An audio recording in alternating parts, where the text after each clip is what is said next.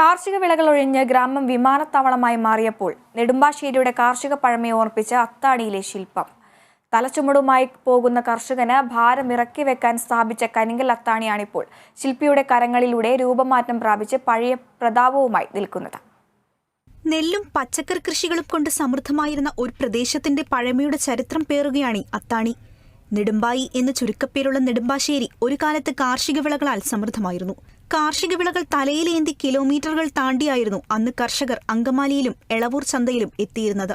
കർഷകന് ഭാരമിറക്കി വെച്ച് അല്പനേരം വിശ്രമിക്കാൻ ഭൂവുടമകളുടെ കൂട്ടായ്മ സ്ഥാപിച്ച തൂണുകളിലൊന്നാണ് ഇന്നും പഴമയുടെ ഓർമ്മകളുമായി പുതുശില്പമായി മാറിയത്.